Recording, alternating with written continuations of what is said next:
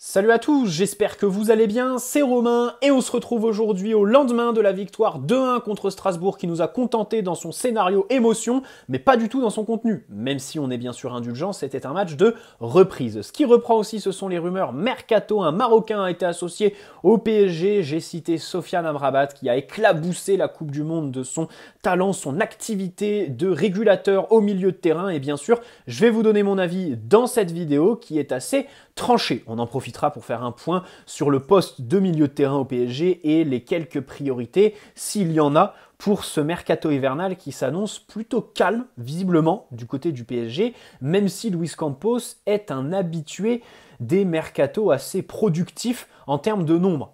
Il aime beaucoup recruter pas mal de joueurs, il l'a montré d'ailleurs cet été. Bref, installez-vous, c'est parti. Avant que la vidéo commence, petit placement de produit pour le site ZoFoot où vous trouverez des maillots d'excellente qualité, non officiels mais à un très bon prix avec souvent des réductions sur les lots que vous retrouverez en description avec mon code promo qui vous offre 10% sur votre commande. Il y a des maillots de toutes les équipes avec n'importe quel flocage ou badge disponible, vous pouvez l'assortir avec le short qui va avec ou un survêtement. Et en période de Coupe du Monde, c'est valable aussi pour les sélections nationales. Au niveau de la taille, je vous conseille de prendre un peu au-dessus de vos habitudes. Ça taille petit, mais il y en a pour tout le monde. Il y a aussi de la NBA et de la Formule 1. Si ça vous intéresse, tout est en description. Comptez 3 petites semaines pour la livraison qui est gratuite à partir de 79 € d'achat, ce qui équivaut à 3 maillots achetés. Évidemment, les coutures sont excellentes et les flocages résistants si on ne les lave pas à 60 degrés, évidemment. N'hésitez pas à aller y faire un tour et pourquoi pas vos achats. Merci à ZoFoot, c'est eux qui régalent. Ce poste est un espèce de serpent de mer, une problématique sans fin, emblématique de l'RQSI. Les seules bonnes nouvelles qu'on y trouve, ce sont les prolongations de Marco Verratti tous les 2-3 ans. La dernière en date, c'était hier au Parc des Princes, mais dans tous les cas, on est incapable de l'entourer de vrais bons milieux de terrain depuis le départ de Mota. Et j'aurais aussi une pensée pour Matuidi qui a pris sa retraite la semaine passée. Les milieux se succèdent, divisent chez les supporters, mais personne ne se hisse au niveau quand c'est l'Europe, la Ligue des Champions, et personne n'a marqué l'histoire du club de son empreinte en faisant une unanimité totale. Bref, pendant que les grands clubs européens balancent des centaines de millions d'euros sur les futurs gros cracks de ce poste, on peut penser à Bellingham qui est l'objet d'une lutte entre Liverpool et le Real Madrid, Tchouaméni qu'on a loupé cet été, le PSG enchaîne les recrutements à 40-50 millions d'euros qui finissent au loft, en prêt, des prêts qui ne se terminent pas parce qu'après chaque saison ils reviennent au camp des loges. Bref, c'est un petit peu le bordel et dans tout ça, il y a Sofiane Amrabat qui a crevé l'écran lors de cette Coupe du Monde. Il a 26 ans, il a fait partie de l'épopée fantastique des Marocains.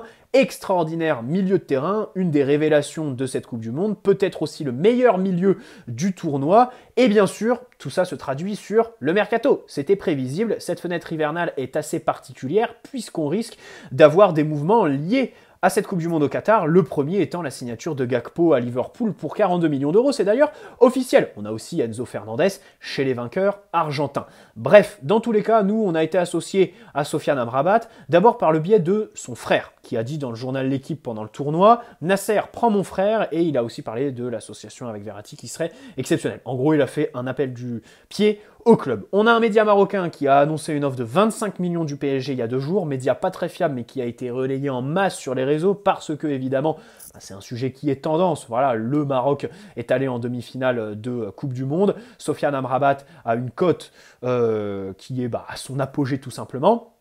Donc c'est relayé un petit peu partout. Bref, les médias italiens ont repris l'info en spéculant, disons plutôt, sur le fait que Hakimi et Mbappé auraient suggéré, conseillé au PSG de signer le milieu de 26 ans. On va revenir sur son profil et je vais vous donner mon avis. Avant, faisons un petit point sur ce poste. Comme je l'ai dit en intro, c'est le bordel, ce qui fait que c'est très difficile aujourd'hui en fait d'avoir un avis des plus justes parce que à chaque fois que tu vois un milieu, tu as l'impression que c'est le profil qu'il faut au PSG. Voilà. Tellement nos milieux sont insignifiants, un créateur, un mec qui est grand, un mec qui en impose dans les duels, un mec qui est bon à la relance, qui résiste à la pression, qui se projette devant, t'as l'impression qu'il aurait sa place dans ce 11, tout simplement. Et là, il faut avoir un sens des priorités accru pour pouvoir justement analyser, parce que la réalité, c'est que oui, sur le papier, il y a beaucoup de milieux de terrain qui feraient du bien au PSG de par les qualités qu'ils montrent dans leurs équipes actuelles. Amrabat dans le Maroc de la Coupe du Monde, une équipe assez défensive qui est passée contre l'Espagne à l'usure au tir au but et qui évidemment n'avait peu de possession de balles. Vous l'avez compris, un modèle qui n'est pas du tout celui du PSG. Bref, dans tous les cas, eh ben, c'est un petit peu compliqué à ce poste-là. On a recruté cet été, Vitinha. Alors, il a fait des bons débuts. Je veux bien être indulgent avec lui, mais je l'ai dit dans mon débrief hier. Aujourd'hui, il est vraiment dans une dynamique qui est inversée complètement depuis l'arrivée du 4-4 de Losange, tout simplement, et ce rôle de relayeur gauche auquel il ne se fait pas. Neymar s'est agacé contre lui à plusieurs reprises à raison, parce que il se projette pas, il y a des possibilités de 1-2 quand Neymar lui donne le ballon et qu'il repropose derrière. Bah non, Vitinha va privilégier une passe latérale ou vers l'arrière. C'est compliqué, il peine à trouver sa place en matière d'occupation de l'espace, de mouvement, alors que dans le double pivot du début de saison, dans le 3-4-3, bah, il était quasi omniprésent, toujours là à libérer de l'espace pour les décrochages de Messi et Neymar, et plutôt bon pour fluidifier les circuits de balles. Fabian Ruiz, alors je pense franchement, pour faire un petit classement du mercato d'été, là, que c'est en fait la recrue qui a montré le plus de bonnes choses. Fabian Ruiz, au début, des gens se sont un petit peu acharnés sur lui, mais je comprends pas trop. Alors il y a son entrée contre Brest, c'était son tout premier match. Rappelons qu'il arrive au 30 août, donc en toute fin de mercato. Ensuite, il fait une bonne rentrée contre Haïfa en septembre. Je rappelle qu'il est impliqué sur le 3e but qu'on met là-bas. Et il fait une très très grosse première mi-temps contre Lyon. Voilà. Et ensuite, mais après la trêve internationale de septembre, il a quand même été très bon. Voilà, dans le 4-4 de Losange, là, il a eu des grosses partitions, comme son classico contre l'OM, son match contre Ajaccio, bien évidemment. On l'a vu fluidifier le jeu. Il a eu des occasions. Il s'est blessé début novembre. Et là, il est revenu hier. Bon, gros début de match. Mais par contre, après, c'est vrai qu'il est vraiment tombé un petit peu dans ses travers. Là. On ne sait pas trop ce qui s'est passé après 20 minutes, une demi-heure. Il est devenu assez insignifiant. Pour moi, c'est le milieu qui a le plus montré cet été. N'oublions pas Renato Sanchez, qui est un flop absolu aujourd'hui. Et Carlos Soler. Alors, qui a marqué quelques buts, voilà, qui arrive à se projeter, même hier sur son entrée. Alors, il touche très très peu de ballons, mais il arrive à être présent au bon endroit, au bon moment, dans la surface, à 2 reprises, je crois. Voilà, même si son entrée n'en reste pas moins assez insignifiante, tout simplement. D'ailleurs, j'ai une petite idée avec Carlos Soler. Je la suggérerais dans mon avant-match du match contre Lens, dimanche, voilà. Bon, tout ça pour dire que Fabian Ruiz est le milieu de cet été qui donne le plus satisfaction. Marco Verratti est là, il est en tant que sentinelle. Est-ce que... Alors, d'un côté, il lui faudrait évidemment des milieux du même niveau que lui, même si c'est difficile d'en trouver puisque c'est le gratin mondial, Marco. Mais est-ce qu'il a vraiment besoin d'un soutien sans ballon? C'est une question qu'on peut se poser parce qu'il joue sentinelle, un poste... Alors qu'il a occupé, moi je le vois à ce poste-là avec Pochettino sur le match contre City, septembre 2021. Après avoir commencé en 10 le mandat de Pochettino, il le replace en sentinelle. Et depuis, c'est vraiment son poste préférentiel. Il arrive à abattre beaucoup de terrain, avoir des qualités de contre-pressing. Et puis surtout, ses défauts de projection, évidemment, ne sont pas mis en avant à ce poste un petit peu plus reculé. Bon, moi je pense que le complément parfait aujourd'hui à Marco Verratti, ce serait un Bellingham en fait, c'est le profil parfait, mais si du coup tu sors du nom et tu établis un profil type, joueur plutôt grand pour combler son déficit physique, très bon techniquement et qui arrive à se projeter, à avoir du vrai mouvement vers la surface. Peut-être ce que Fabian Ruiz fait à moindre mesure, mais voilà, dans tous les cas, en fait, je ne pense pas qu'associer Marco Verratti à une vraie sentinelle comme Sofiane Amrabat, bon, ce soit quelque chose de primordial au PSG. Tu vois ce que je veux dire? Mettre Amrabat là où Verratti joue aujourd'hui pour faire jouer Verratti un cran plus haut. Bon, par exemple, il y a des gens qui disent un milieu Amrabat, Verratti, Vitinha. Je me dis, dans ce cas de figure, comment on réussit à livrer les ballons à nos 3 attaquants? Et si on n'a pas Neymar Messi, comment on fait pour faire progresser le ballon tout simplement? Avec Verratti qui dans le dernier tiers est insignifiant, plus que prévisible, Vitinha, j'en parle même pas, et Amrabat, on l'a vu, qui a excellé dans une équipe qui n'avait pas le ballon et dont on n'a pas de certitude sur ses capacités en termes de créativité tout simplement. Bref, dans tous les cas, voilà un petit peu l'état des lieux pour notre poste de milieu de terrain qui, aujourd'hui, pour moi, par contre, n'est pas une priorité. Pour moi, au club, la première des priorités, c'est vendre déjà, hein, parce qu'on n'a pas de budget, on a une masse salariale qui est explosée complètement, on a le fair play financier au cul, tout simplement. Donc essayer de vendre en faisant des espèces de plus-value. Là, tu peux citer Sarabia, tu peux refiler Sarabia, je sais pas, au Sporting Portugal ou à un club espagnol, et essayer de recruter un joueur sorti de banc qui serait un petit peu meilleur que lui, qui aurait un petit peu plus d'impact. Là, je pense qu'on a tous un joueur qui nous vient en tête, qui est cité dans les médias italiens en ce moment. Son club en veut 10 millions pour le faire partir cet hiver, il est en fin de contrat en fin d'année. C'est Marcus Thuram. J'en ferai une vidéo, bien évidemment. Voilà. Même s'il vient, on peut être quasi persuadé qu'on aura des montages de lui, comme avec Mukiele, avec des Timberland au pied. Tu vois ce que je veux dire? Sur ses défauts un petit peu techniques, même si je trouve que dans la surface, en termes d'efforts et surtout pour rentrer en fait dans un match, parce que là, on ne cherche pas un titulaire, on cherche quelqu'un qui est capable de faire des différences en rentrant. Il a montré quand même qu'il en était capable, en plus de sa complicité avec Mbappé. Donc première priorité, vendre en essayant de réinvestir bien, faire des plus-values. Ensuite, priorité absolue, pour moi, il faut des joueurs qui apportent de la variété, et cette variété passe par de la profondeur, de la vitesse, des joueurs d'appel, et qui jouent devant le ballon.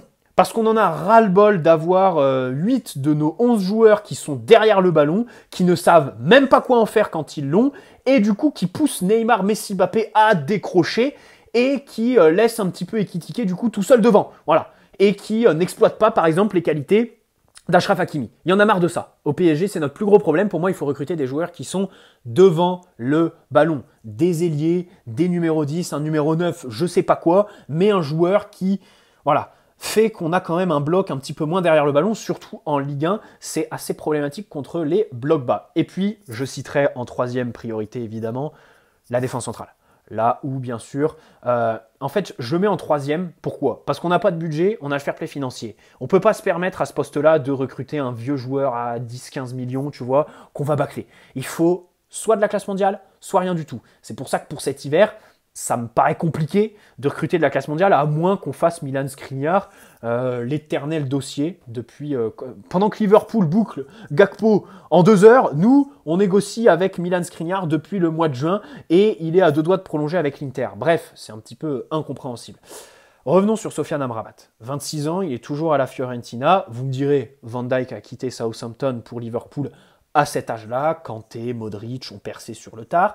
Il est né aux Pays-Bas d'une famille marocaine, donc il est à Utrecht de 2006 à 2017. Il part au Feyenoord Rotterdam en 2017, il ne s'impose pas. Bruges 2018, il ne s'impose pas. Il le prête à l'Hellas Vérone en Italie. Là, il apprend la tactique, la rigueur italienne, et il s'y plaît, il devient un élément important. Et enfin, en 2020, il rejoint la Fiorentina, où il est aujourd'hui titulaire. Au-delà de sa Coupe du Monde, il fait une bonne saison, des bons matchs là-bas. Et puis du coup, je vous fais pas de dessin, on va pas perdre de temps. Vous avez tous regardé le même tournoi que moi. Ça a probablement été le meilleur Marocain, évidemment, en tant que sentinelle numéro 6, avec une vraie activité, un vrai volume de jeu. Il couvre beaucoup de terrain, la largeur, ses capacités à défendre en courant vers son but. On peut penser à sa course et tacle sur Mbappé en demi-finale, sa capacité aussi à défendre en avançant pour emmener son équipe en matière de pressing. À la relance aussi, il est plutôt bon. Il a montré un petit peu d'aisance technique avec